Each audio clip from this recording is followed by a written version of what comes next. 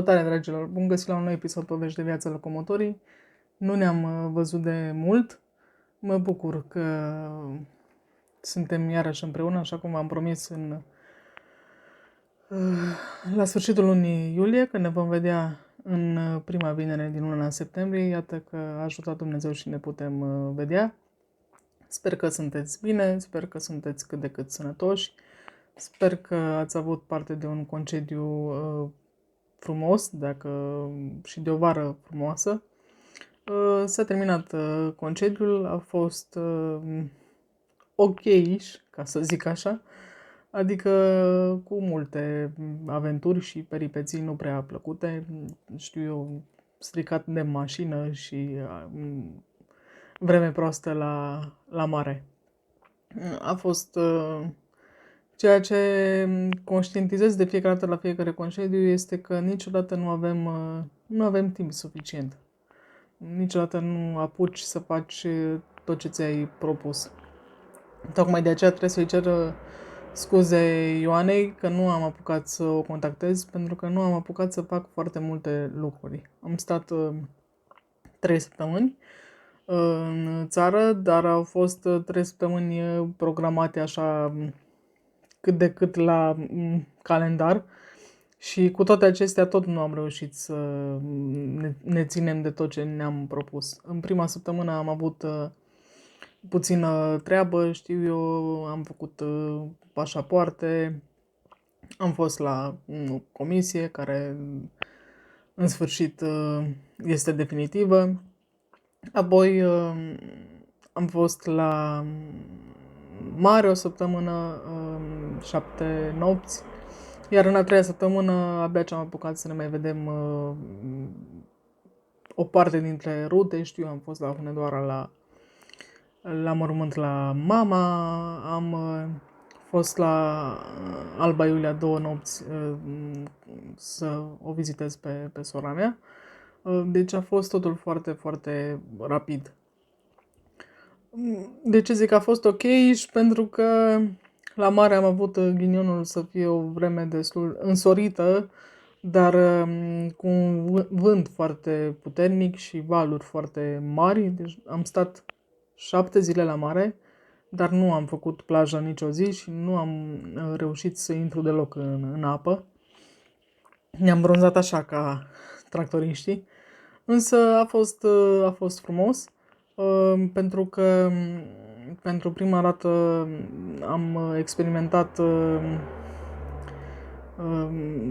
viața cu un scaun cu rotile electric și am să fac un episod separat legat de acest lucru, în care am să vi-l arăt și am să vă spun mai multe despre el. Ceea ce pot să vă spun astăzi este că cred că este ca la șoferii de mașini și așa cum spun unii că odată ce ai condus o mașină automată nu mai vrei să te întorci niciodată la o mașină manuală. Ce pot să vă spun este că așa este și la scaunul cu rotile electric. De ce am ajuns la acest lucru? Din mai multe motive. În principiu pentru că am vrut să mă simt mai liberă decât mă simțeam în scaunul cu rotile pasiv.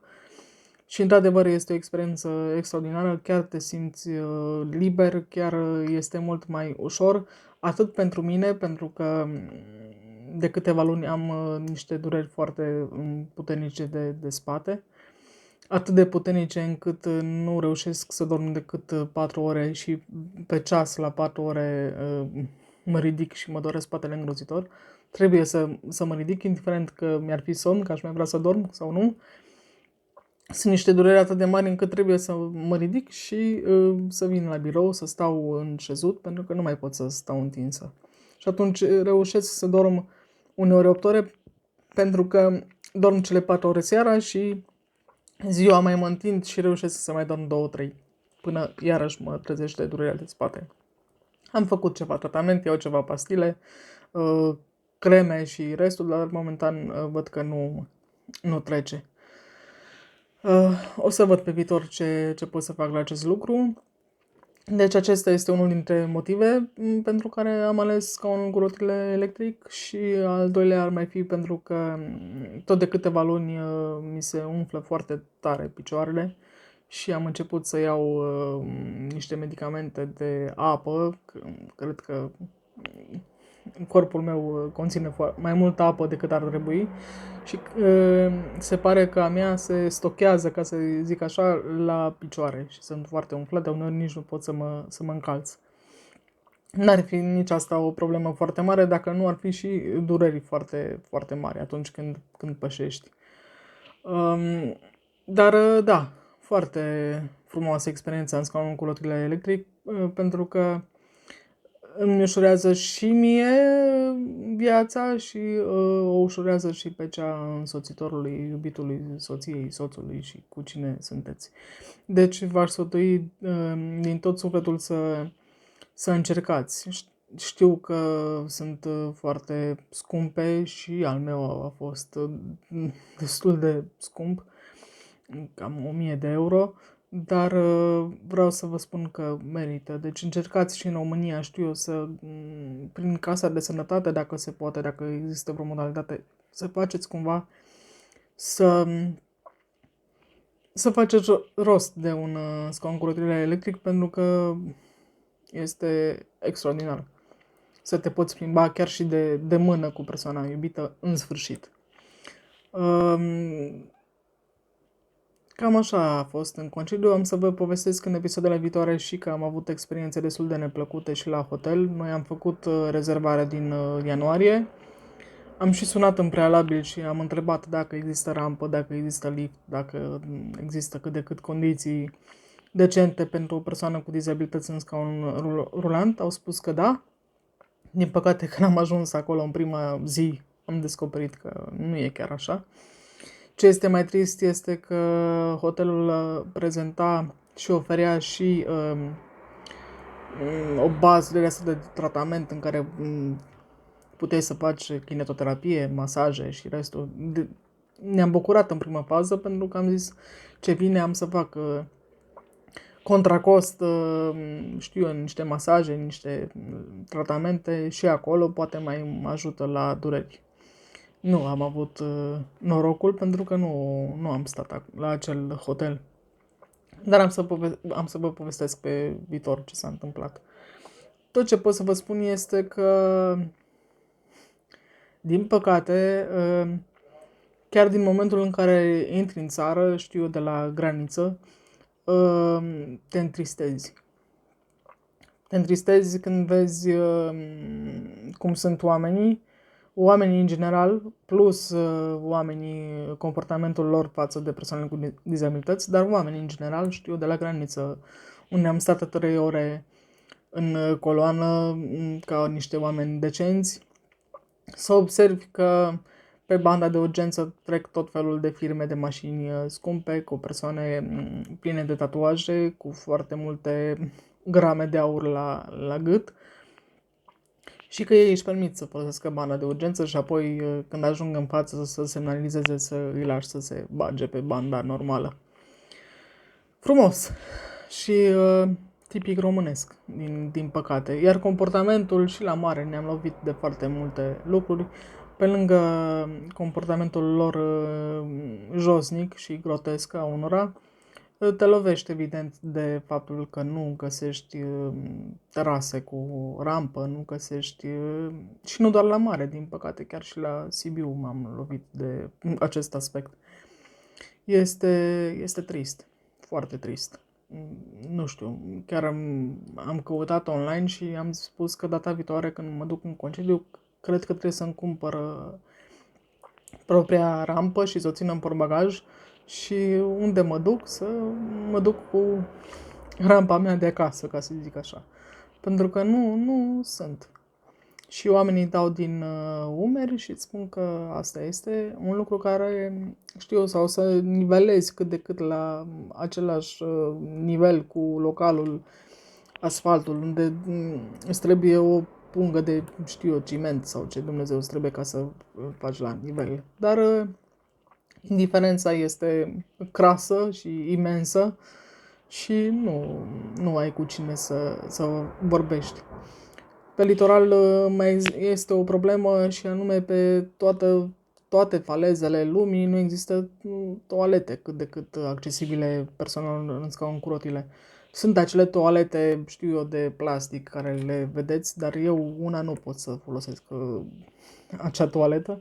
În primul rând, ca să intri în ea este foarte înaltă, apoi este foarte îngustă, nu ai nevoie de ajutor. Eu am nevoie de ajutor în spații așa de înguste. Ar trebui să știu eu, să țin ușa deschisă, cineva să mă ajute, să mă întorc, să urc, să cobor. Deci un alt minus. Iar din acest aspect mă face să mă gândesc bine dacă data viitoare mai aleg sau nu litoralul românesc. Foarte multă lume ne-a întrebat că de ce am ales totuși, pentru că pe lângă faptul că este foarte scump, așa cum zic, oamenii te fac să îți bară și mai rău de banii pe care i-ai dat, prin comportamentul lor și prin tot ceea ce fac. Dar am ales tot litoralul românesc pentru că, așa cum am spus, am avut comisia de pensie definitivă, e acea pensie care în prezent cred că este 500 sau 1000 de lei, nu mai țin minte. Mergeam la 2-3 ani și am făcut acest lucru de vreo 3 ori, cred că, și de data aceasta a fost definitivă. Un alt motiv pentru care mai mergem acasă sunt, evident, părinții. Sunt care mai avem părinți și familie acolo și evident că ți se face dor și vrei să mergi să-i vezi și atunci spui unde să mă duc. Deci să mă duc și acasă să văd și familia, vreau și un puțin de timp pentru mine, vreau și atunci din acest motiv am ales de câțiva ani în litoralul românesc, dar nu cred că se va mai întâmpla. Adică mai bine cred că fac un sacrificiu și mă duc o săptămână în România și vedem familia și apoi următoarea săptămână conducem mai mulți kilometri și mergem în Turcia și apoi ne întoarcem, adică și cred că ești mult mai bine. Pentru că oamenii strică locurile. Mai aveam puțin la mare și auzeam, nu am auzit, dar mai aveam puțin să aud ce Dumnezeu cauți tu, handicapată fiind la mare. Sau v-am spus că este rampă, nu înseamnă că este și utilizabilă. Și atunci răspunde la asta. Este trist, foarte trist. Și norocul lor, dacă le pot spune așa, este acela că venim în România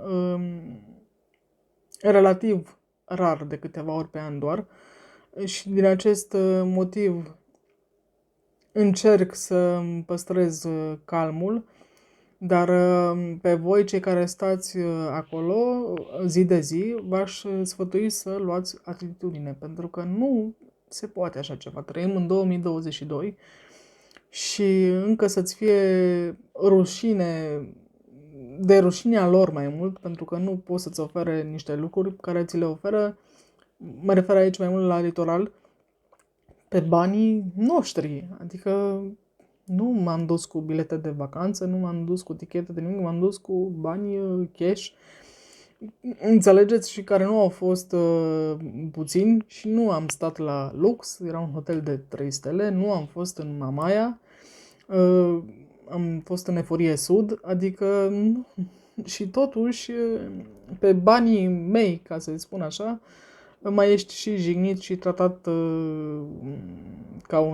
ca un nimeni. V-aș sfătui să luați atitudine și la fiecare lucru mic pe care îl vedeți, care vi se pare că nu este în regulă, să-l semnalați. Și dacă 1, 2, 3, 5 oameni se adună și fac acest lucru, poate cineva să facă ceva. Altfel, nu știu. Încă un exemplu pe care pot să vi-l dau este că am fost la delfinariu. Am mai fost odată în 2017 și atunci eram cu cadrul și avea un lift care să te ridice până la locul unde era bazinul cu delfini. Anul acesta acel lift era stricat și au fost nevoiți să vină instructorii de delfini și câțiva oameni de acolo care se ocupau de întreținere să mă ridice efectiv pe sus câteva trepte și să ajung la locul cu delfini și mai apoi la sfârșitul reprezentației să mă și coboare pe scări. Și-au cerut scuze, evident că au spus că este vina lor mai mult și așa, dar vreau să spun că sunt oameni care poate sunt mai în vârstă, au un scaun cu rotile mai greu poate ca al meu de 35 de kilograme, da, este un scaun cu rotile foarte, foarte greu. Și atunci greutatea scaunului cu kilogramele mele, deci nu face o treabă ușoară. Când, nu știu, și se câștigă bani din lucrurile astea și ar trebui un pic, nu mai trăim, nu știu, ajung să cred că poate în comunism știu din povești că nu eram prea bine văzuți persoanele cu dizabilități. Nu știu cum era înainte de comunism, dar fraților, suntem în urmă rău, adică chiar trebuie să mai semnalizăm că facem și noi parte din societatea asta și că, hello, oferiți-ne și nouă un loc unde să putem să ne simțim bine și să fim incluși. Am înțeles că sunt 2-3 plaje pe litoral unde, știu eu, sunt destinate persoanelor cu dizabilități. Nu știu ce înseamnă asta, nu le-am vizitat. Din ce am văzut pe internet, faptul că ai 2-3 scaune plutitoare care să ajute persoanele cu dizabilități să intre în apă, nu mi se pare un lucru foarte wow de făcut. Ok, nu neapărat trebuie să ni se ofere o stațiune întreagă, dar un hotel, 2, în care chiar să simți că ești inclus. Eu chiar povesteam când eram pe faleză la Eforie și am văzut un hotel în Paragină și am spus, Doamne, dacă aș avea posibilitate financiară, aș face acest hotel pentru persoane cu dizabilități, nu știu, care să te simți, frate, inclus, să nu-ți mai fie rușine că se uită cu tare și cu tare ciudat la tine. Oricum nu mi este, dar ți se uită urât pe banii tăi. Că, repet, nu m-a chemat nimeni de milă, nu mi-a oferit nimeni nimic gratis, mi-am plătit camera de hotel, mi-am plătit 3 mese pe zi, separat, deci îți faci joc de mine pe banii mei și asta este foarte, foarte trist. Deci 90% din oameni sunt răi, sunt foarte răi și încă se uită foarte urât și încă, nu știu, vă admir pe cei care probabil vă loviți de asta în fiecare zi acolo în țară. Eu nu știu dacă aș mai face față. În acest concediu am fost relativ cât de cât calmă, am încercat să mă bucur de mare, de apă, iubesc marea, v-am mai spus. Și deși nu am avut norocul să, știu eu, să fac baie sau să stau la plajă sau așa, minutele mele de liniște în care efectiv mă încărcam doar din privitul valurilor și a apei, pentru mine a fost suficient. Dar am avut foarte multe momente în care, din păcate, în România mă refer, momente în general în aceste 3 săptămâni, în care mi-a fost foarte dor să mă întorc aici. Mi-a fost dor de civilizație și de oameni care te primesc oriunde și îți deschid ușa oriunde și unde îți zâmbesc și unde ai parte de rampe și de lift și de condiții decente. Nu te așteaptă nimeni aici cu flori și cu pâine și cu sare dar ai cred că 90% din instituții și din locuri este și pentru tine ceva.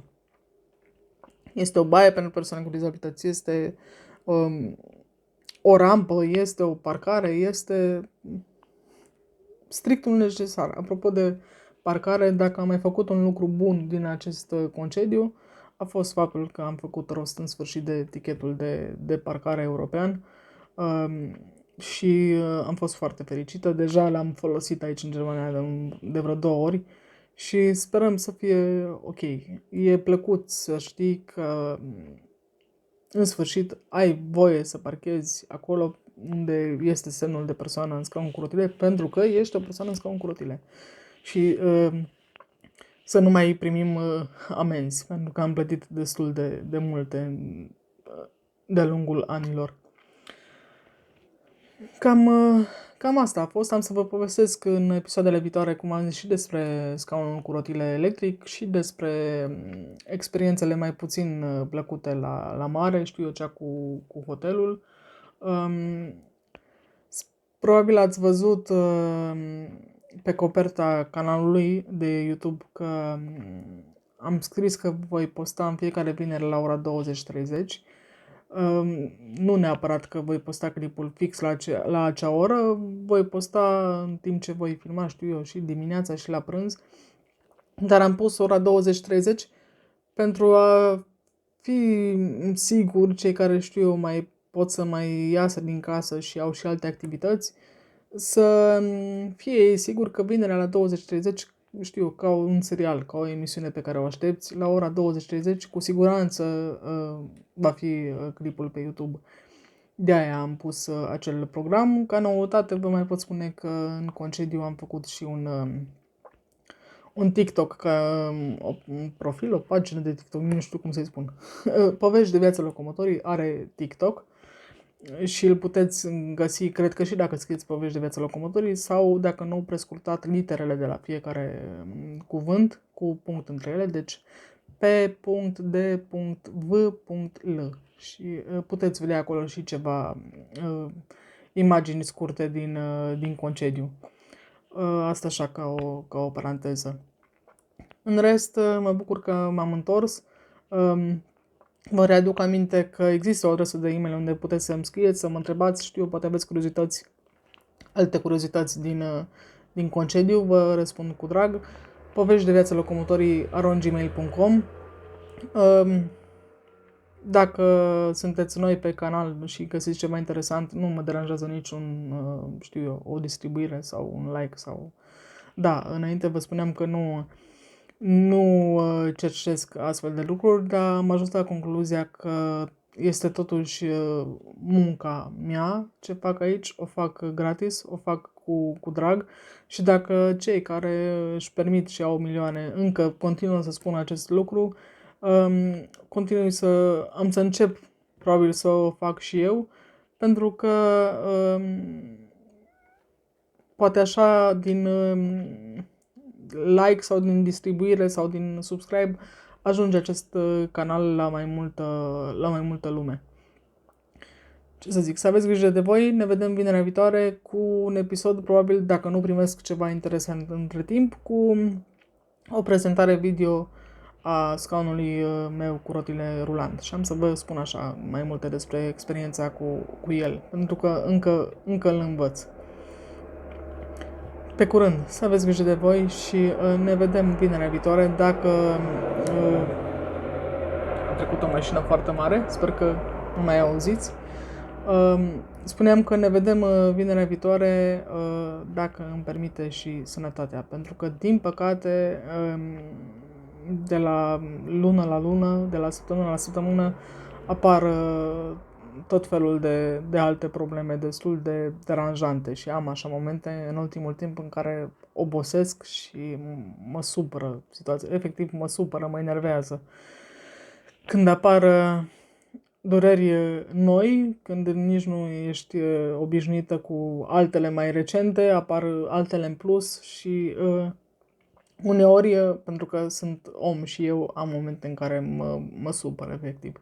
Dar vă promit că dacă voi fi în stare să leg 2 cuvinte, ne vom vedea de acum în fiecare vinere și la ora 20:30 va fi cu siguranță episodul postat. Mă bucur că m-am întors, sper să fiți bine și care, știu eu, mă urmăriți de mult, aștept un comentariu în care să-mi spuneți cum a fost vara voastră sau cum v-ați petrecut concediul sau ce ați văzut frumos în această vară. Între timp, pentru că suntem în septembrie, vă pot ura o toamnă frumoasă și sper să fie cu tot ce vă doriți, dar mai ales cu sănătate.